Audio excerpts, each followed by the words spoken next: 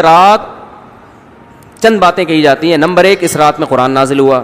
Number 2 یہ number آپ نے یاد. نمبر 2 اس رات قبرستان جانا چاہیے. نمبر 3 اس رات تقدیر کے فیصلے بولو ہوتے ہیں, پورے سال کا لکھا جاتا ہے. نمبر 4 اس رات کو نہانا دھونا چاہیے, غسل کرنا چاہیے.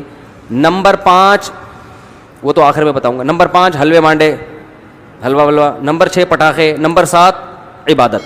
یہ 7 چیزوں کے علاوہ بھی ہے کچھ نہیں ہے نا؟ 7 چیزوں بھائی یہی 7 چیزیں ہیں. ہاں نمبر 7 15 شعبان کا روزہ رکھنا. اور کوئی چیز نہیں, وہ تو قبرستان جانے میں آ گیا نا. یہی چیزیں. تو اب ہم نمبر وار چلتے ہیں. پہلی بات تو یہ کہ اس رات قرآن نازل ہوا, یہ بھی کسی دلیل مضبوط دلیل سے ثابت نہیں ہے. صاف طور پہ قرآن میں ہے انا انزلناہ فی لیلۃ القدر, ہم نے قرآن کو لیلۃ القدر میں نازل کیا. اور دوسری طرف قرآن میں آتا ہے شہر رمضان الذی انزل فیہ القرآن, رمضان وہ مہینہ ہے جس میں قرآن نازل ہوتا ہے. اور ہمیں حدیث سے بھی پتہ چلتا ہے کہ لیلۃ القدر کہاں ہوتی ہے؟ رمضان. تو پتہ چلا یہ کہاں نازل ہوا ہے؟ رمضان میں. بعض علماء نے کہا کہ وہ جو قرآن کی آیت ہے کہ انا انزلناہ فی لیلۃ مبارکۃ, ہم نے اس کو برکت والی رات میں نازل کیا ہے, تو اس سے مراد 15 شعبان ہے. کسی صحیح حدیث میں ایسا کوئی تذکرہ نہیں ملتا. تو اس سے مراد بھی کیا ہے؟ لیلۃ القدر. کیونکہ یہ جو تعویل کی جاتی ہے نا کہ آسمان دنیا تک لیلۃ القدر میں آ گیا اور پھر شب برات میں نیچے آنا شروع ہوا, یہ جب کوئی اس کے مقابلے میں مضبوط دلیل ہی نہیں ہے تو ایسی تعویل کرنے کی ضرورت کیا ہے آپ کو؟ سمجھ رہے ہو نا؟ تو قرآن صاف کہہ رہا ہے. کیونکہ جہاں آتا ہے نا مبارک رات میں نازل کیا, اس میں آگے آتا ہے فیہا یفرق کل امر حکیم, اس میں بڑے بڑے فیصلے ہوتے ہیں. اور ادھر سورہ قدر میں آ رہا ہے کہ ہم نے لیلۃ القدر میں نازل کیا اور اس میں فیصلے ہوتے ہیں. تو پتہ چلا یہ ایک ہی رات میں نازل بھی ہوا, فیصلے بھی اسی میں, اور وہ دونوں لیلۃ القدر ہیں, وہ دونوں 15 شعبان نہیں ہیں. تو بہت مضبوط دلیل ہے یہ. تو کسی مضبوط دلیل سے نہیں پتہ چلتا کہ 15ویں شعبان میں قرآن نازل ہوا. دوسرا مسئلہ تقدیر کے فیصلے, تو وہ بھی اسی سے حل ہو گیا. قرآن کہہ رہا ہے جس رات میں قرآن نازل ہوا اسی میں جبریل آتے ہیں, من کل امرن, تمام کی قسم کے فیصلے. اصل میں تو ازل سے فیصلے ہو چکے ہیں, وہ تو ہو چکے ہیں, لیکن فرشتوں کو کام سونپ دیا جاتا ہے نا کہ ایک سال میں کیا کرنا ہے, تو وہ ہو چکے ہیں. یہ کہتے ہیں نا کہ اصل فیصلہ تو ہو گیا, اس پر عمل درآمد سے آپ اس کو تعبیر کر دیں. تو ابھی چونکہ یہ ٹاپک نہیں ہے تو میں صرف ٹو دا پوائنٹ بات کر رہا ہوں کہ وہ جو فیصلے کی رات ہے وہ بھی کون سی ہے؟ لیلۃ القدر ہے.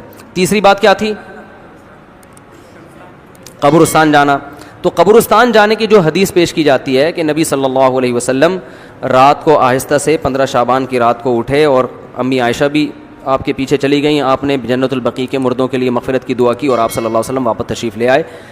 تو اس سے پتہ چلتا ہے کہ 15 شعبان کو کہاں جانا چاہیے؟ قبرستان جا کے مردوں کی مغفرت کی دعا کرنی چاہیے. اس پہ چند اشکالات ہیں. نمبر 1 یہ حدیث صحیح نہیں ہے, اور اس کی دلیل کیا ہے صحیح نہ ہونے کی؟ وہ میرا آڈیو بیان میں پوری سند اور اس کے راویوں کی پوری تحقیق میں نے پیش کی ہے. یہ حدیث صحیح نہیں ہے. لوگ کہتے ہیں فضائل میں ضعیف حدیث چلتی ہے. یہ فضیلت نہیں ہے, یہ مسئلہ ہے, یہ مسائل ہیں.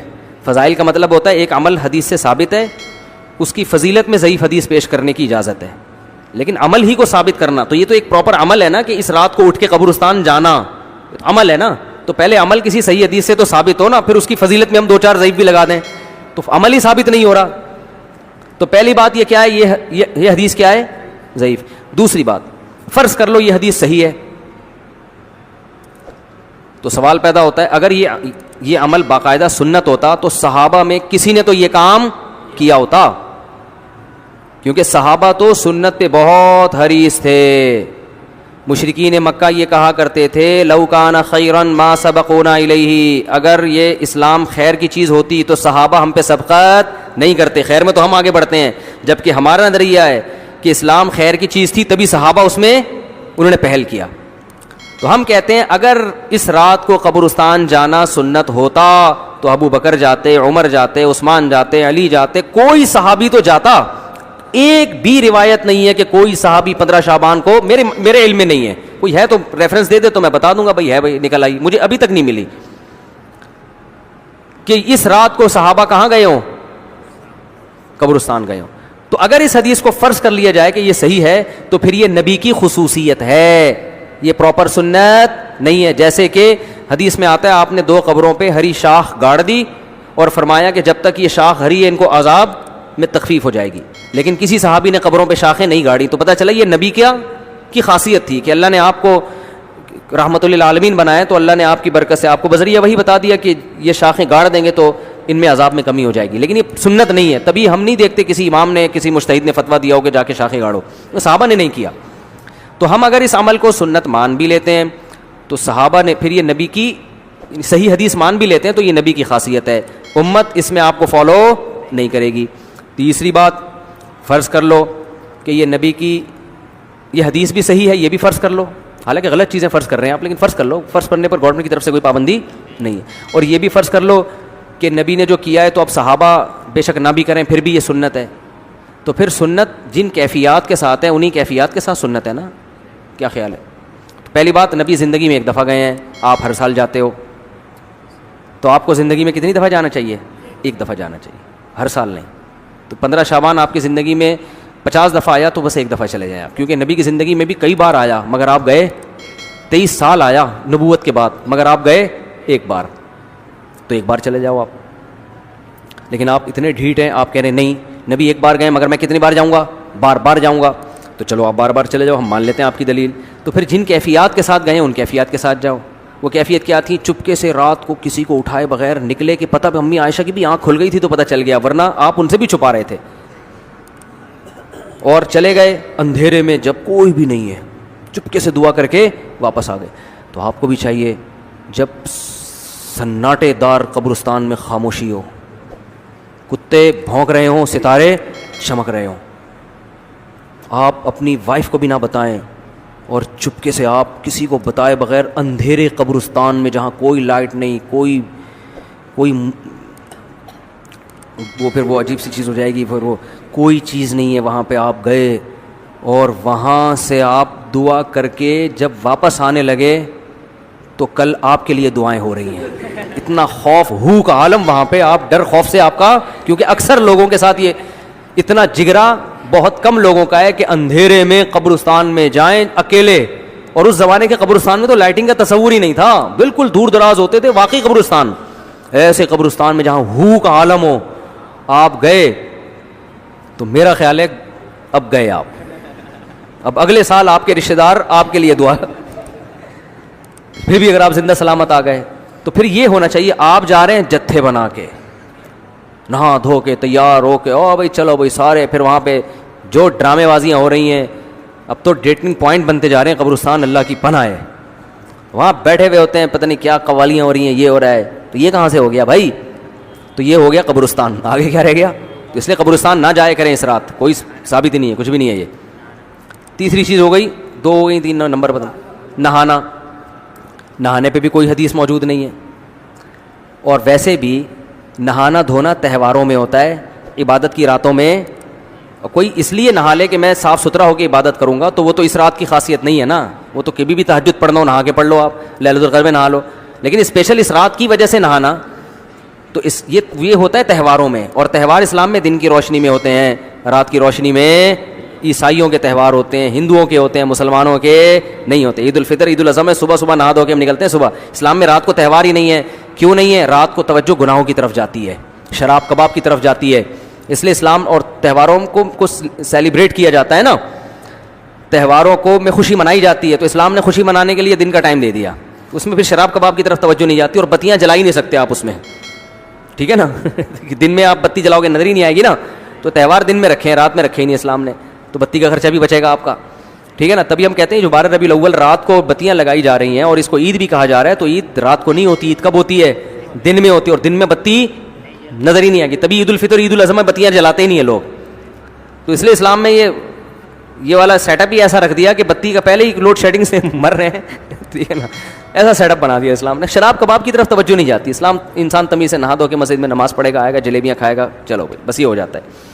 تو تہوار دن میں ہوتے ہیں, رات میں نہیں ہوتے, اس لیے اس رات میں نہانا دھونا بھی کہیں ثابت نہیں ہے. اور حلوے مانڈے بھی خوشی کی رات کہا جاتا ہے. تو خوشی کی رات, ایک تو حلوہ ثابت نہیں ہے, دوسرا یہ خوشی کی رات ہے نہیں. اگر اس کو بہت زیادہ فرض کیا جائے گا تو عبادت کی رات کہا جائے گا. وہ حلوہ کھا کے ویسے بھی عبادت نہیں ہو سکتی. حلوہ کھاؤ گے تو ٹن ہو جاؤ گے آپ, ٹھیک ہے نا. دماغ پہ میٹھا, جب بھی, میں تو میٹھا کھاتا ہی نہیں ہوں, میں جب بھی دعوت میں جاتا ہوں لوگ مجھے میٹھا پیش کرتے ہیں, میٹھا شربت پیش کرتے ہیں, کھائیں نا. میں کہتا ہوں نہیں. کہتے ہیں کیا شوگر ہے؟ میں کہتا ہوں الحمدللہ شوگر نہیں. پھر کیوں نہیں کھا رہے بھائی؟ میٹھا کھاؤں گا ٹن جاؤں گا میں. کیا فائدہ اپنے آپ کو, جب جو باڈی کو ضرورت تھی وہ ہمیں مل گیا ہے. اب یہ کھائیں گے تو باڈی کو کوئی فائدہ بھی نہیں ہے, اور خام خواہ کی ذہن کی فریشنس کی ایسی کی تیسی. ایک شربت کا گلاس آپ پی لو, آپ کو تھوڑی دیر میں سستی محسوس ہوتی ہے. تو 2 سیکنڈ کے 5 سیکنڈ کی لذت کے لیے میں 3 گھنٹے کی ٹینشن کیوں اٹھاؤں؟ ابھی میں ہنستا بولتا, دماغ میرا فریش ہے نا, آپ کے سامنے بیٹھا ہوا ہوں, فٹ فاٹ دماغ الحمدللہ چل رہا ہے, اور میں شربت پی کے آتا نا تو تھوڑا سا ہوتا, تو وہ 2 منٹ کی لذت تھی. اور پھر یا تو سونا ہو نا, آدمی نے کھائے سو جائے تو پھر تو ٹھیک ہے, لیکن وہ الگ اس کا نقصان ہے کھاتے ہی سو جانے کا. تو یہ عبادت کی رات بھی ہے اور حلوے مانڈے بھی, تو یہ کھوپڑی میں آنے والی بات نہیں ہے, عقل کے بھی خلاف ہے. اور تہوار وہ دن میں ہوتے رات میں نہیں ہوتے, اس کے بھی خلاف ہے کہ حلوے تو تہوار ہو گیا نا آپ نے. اور کیا رہ گیا؟ یہ شب برات کے فضائل پر بیان ہو رہے ہیں. ایک صاحب نے مجھے کہا فضائل پر بیان کرے. میں نے کیا کہتے ہیں یہ کیا ہو رہا ہے, یہ فضائل ہو رہے ہیں, کیا ہو رہا ہے بھائی؟ تو میں نے کہا جتنی فضیلت ہے بس اتنی ہی رکھیں گے ہم. آگے چلو.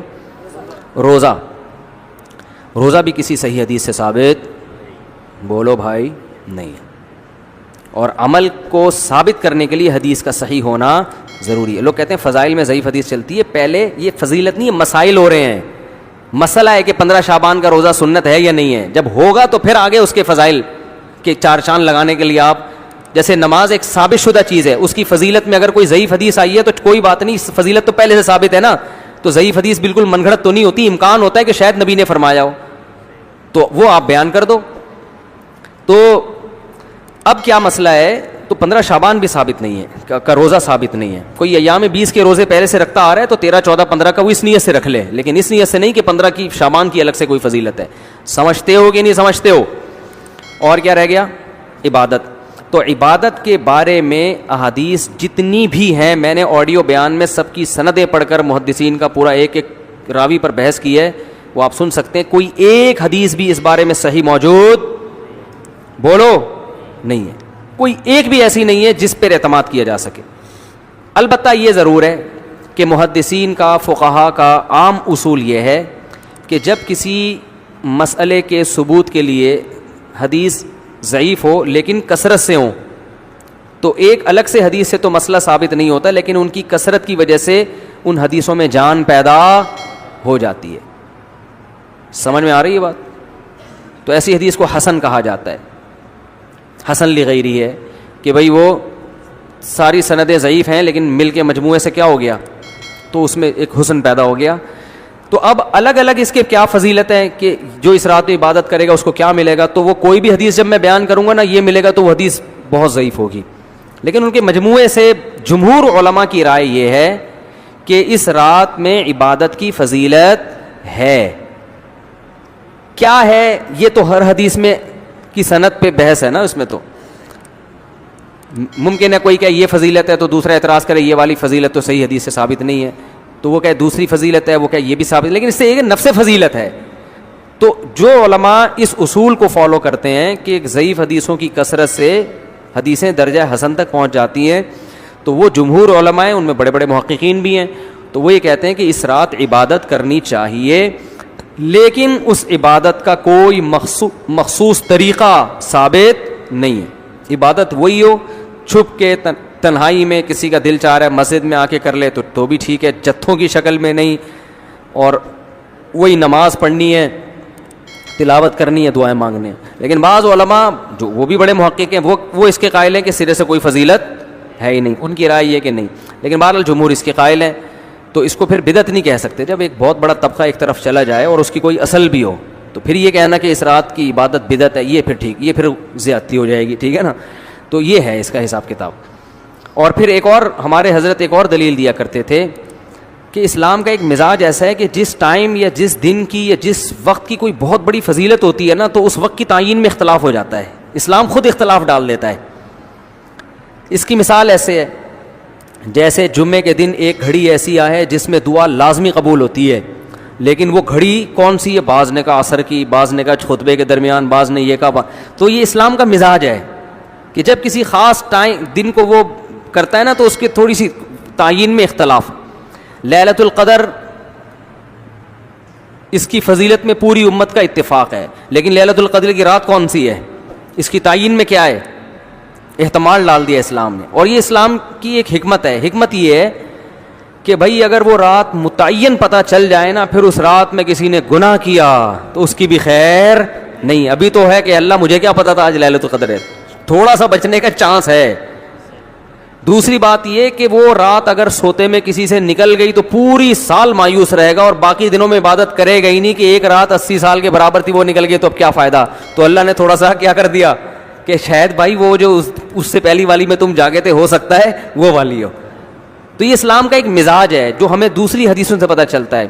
تو ہمارے حضرت ایک بڑی زبردست دلیل یہ دیا کرتے تھے. ہمارے حضرت کی رائے بھی یہ تھی کہ وہ قائل نہیں تھے شب برات کی فضیلت کے, لیکن بہرحال جمہور علماء کا یہ قول ہے اور بڑے بڑے مفتیان کرام اس میں داخل ہیں. اس کو بدعت کہنا ٹھیک نہیں ہے, لیکن ان کے ایک ذوق تھا.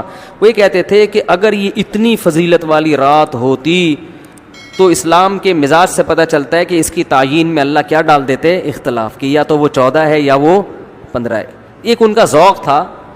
لیکن بہرحال جمہور کی رائے وہ بڑی مضبوط رائے ہے, وہ بھی بڑی مضبوط رائے ہے, ٹھیک ہے نا. اور فتویٰ بھی اسی پہ دیا جاتا ہے کہ اس رات کوئی عبادت کرے گا تو دوسری راتوں کی نسبت اس کو ثواب زیادہ ملے. وہ پٹاخے وٹاخے تو ہیں ہی نہیں, وہ تو لوگوں نے ویسے ہی بنائے ہوئے, ان کا تو کوئی تعلق ہی نہیں ہے.